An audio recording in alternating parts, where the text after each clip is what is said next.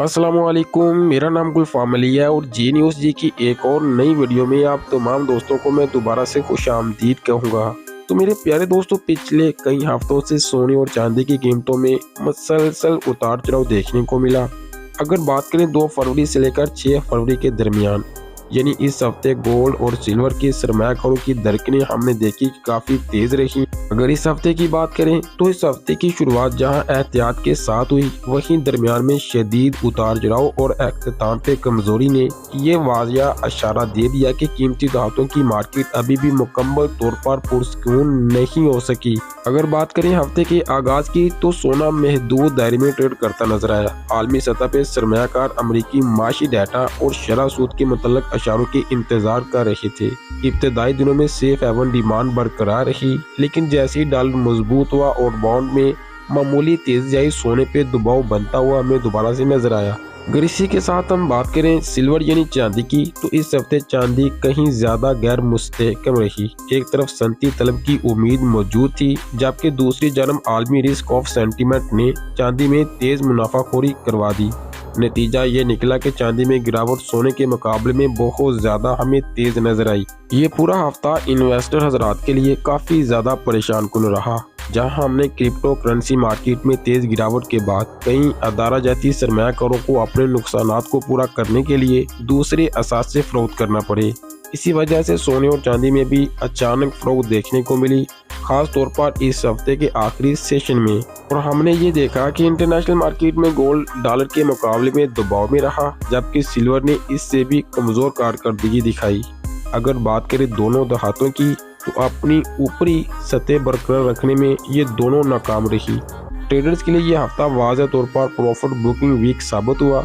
अब सवाल तो यह है कि इस हफ्ते कारकर्दगी हमें इशारा क्या देती है, अगले हफ्ते की क्या हिकमत अमली हमारे सामने आनी चाहिए और होनी चाहिए।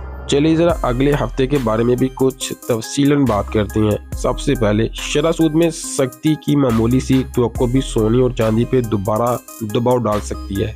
दूसरा अहम इशारा ये मिला कि सेफ हेवन होने के बावजूद सोना फरोख्त से मुकम्मल तौर पर महफूज नहीं रहा, खासतौर पर उस वक्त जब दूसरी मार्केट्स में ज़बरदस्त कैश की ज़रूरत पैदा हुई थी। अगर अगले हफ्ते बात करें, सबसे पहले अगले हफ्ते की आउटलुक की, अगले हफ्ते सोने और चांदी दोनों में कंसोलिडेशन और रिकवरी के दरमियान कशमकश देखने को मिल सकती है। अगर डॉलर इंडेक्स इस्तेकाम रहा, बाउंड भी पुरसुकून रहे, तो सोने में निचली सतहों से रिकवरी मुमकिन हो सकती है।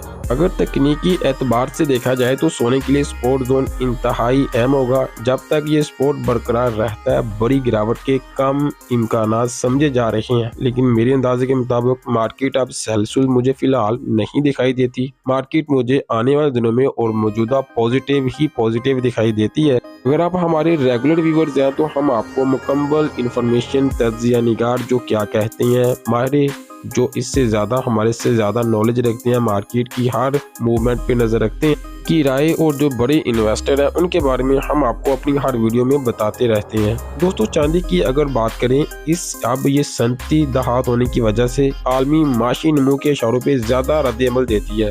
अगर माशी गैर यकीनी सूरत बरकरार रही तो चांदी में तेज़ उछाल आने से कोई भी नहीं रोक सकता और ये वक्त भी नहीं लगेगा।